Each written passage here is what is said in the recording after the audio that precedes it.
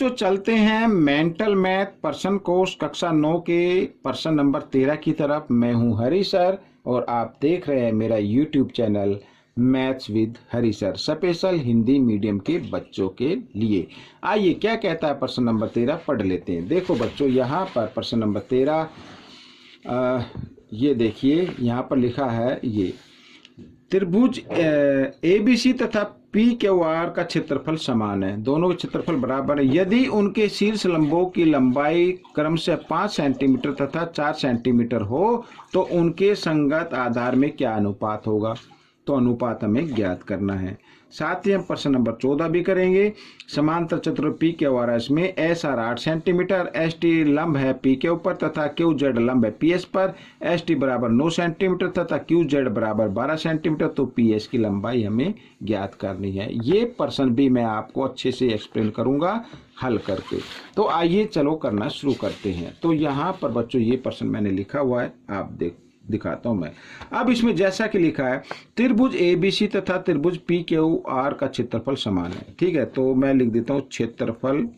यहाँ पर त्रिभुज ABC समान का मतलब बराबर, तो बराबर क्षेत्रफल त्रिभुज PQR। ठीक है, दोनों के क्षेत्रफल क्या बराबर हैं।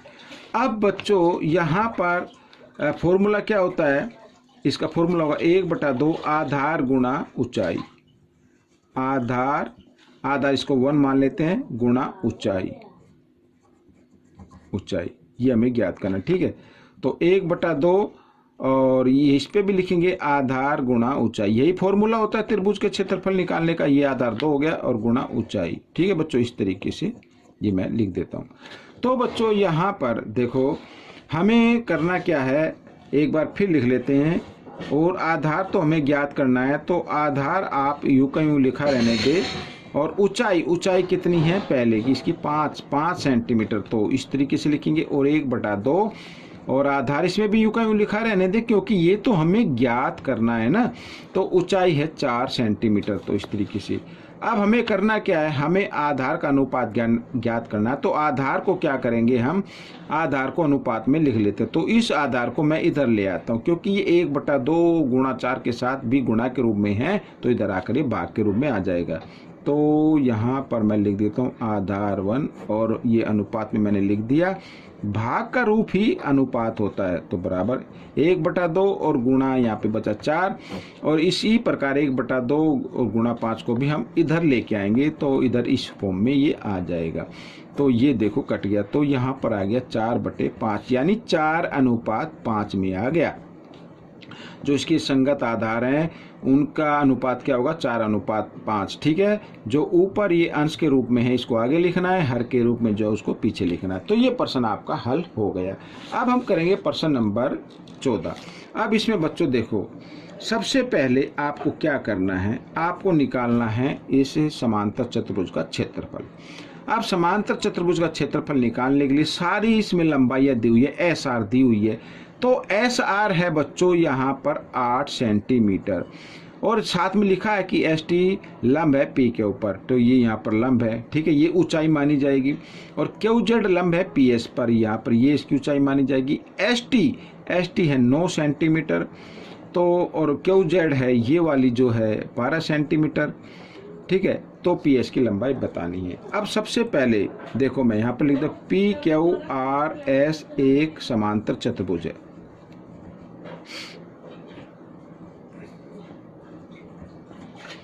इस तरीके से समांतर चतुर्भुज है। ठीक है, ये समांतर चतुर्भुज है। तो समांतर चतुर्भुज की सम्मुख भुजाएं क्या होती है, समान होती हैं और समांतर होती है और बराबर भी होती है। यानी SR बराबर होगी PQ के और ये बराबर होगी 8 सेंटीमीटर की। ठीक है भाई, आधार तो यही है ना भाई, इस पर लंब है तो आधार तो यही माना जाएगा, लेकिन इसकी लंबाई तो नहीं दी हुई थी, तो इसलिए मैंने इसको इस तरीके से लिखा ताकि आपको कोई भी कन्फ्यूजन ना रहे कि SR दी हुई थी। तो अगर आपको मालूम भी है तो सीधा लिख सकते हैं PQB क्या होगी 8 centimetre. Opposite sides of parallelogram are equal in length, तो ये 8 सेंटीमीटर हो गई। अब निकालते हैं PQRS का क्षेत्रफल। ठीक है, समांतर चतुर्भुज PQRS का क्षेत्रफल।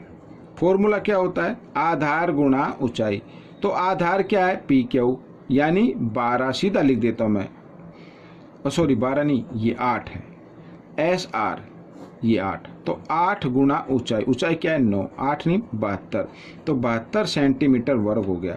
अब बच्चों इस समांतर चतुर्भुज का क्षेत्रफल आप एस पी को आधार मान के निकाले, एस आर को आधार मान के निकाले, या क्यू आर को आधार मान के निकाले, यही क्षेत्रफल आने वाला है। ठीक है, ये क्षेत्रफल यही रहेगा। अब इसमें पूछा है कि हमें जो ज्ञात करनी है वो पी एस की लंबाई ज्ञात करनी है। अब देखो एक बार फिर, समांतर चतुर्भुज पी क्यू आर एस का क्षेत्रफल क्या होता है, आधार गुणा ऊंचाई। अगर आधार हम क्या लेते हैं, पी एस, तो आधार गुणा ऊंचाई, ऊंचाई क्या हो जाएगी, क्यू जेड, ये इसी से आएगा। तो यहाँ पर बच्चों ये फॉर्मूला, तो पी एस हमें ज्ञात करनी है गुणा क्यू जेड कितनी है 12, ठीक है, और बराबर ये क्षेत्रफल आ गया, लेकिन आया कितना है 72। तो इस क्षेत्रफल को इस फॉर्मूले के बराबर रख देंगे। अब पी एस की लंबाई निकालनी है, तो हम क्या करते हैं, 12 इधर गुणा में, इधर आकर ये भाग में आ गया, और 12 छिक 72, तो पी एस बराबर आ गया 6 सेंटीमीटर। इस तरीके से ये आपका आंसर निकल गया, ये सी है बच्चों। तो इस तरीके से आपको ये प्रश्न हल करने हैं।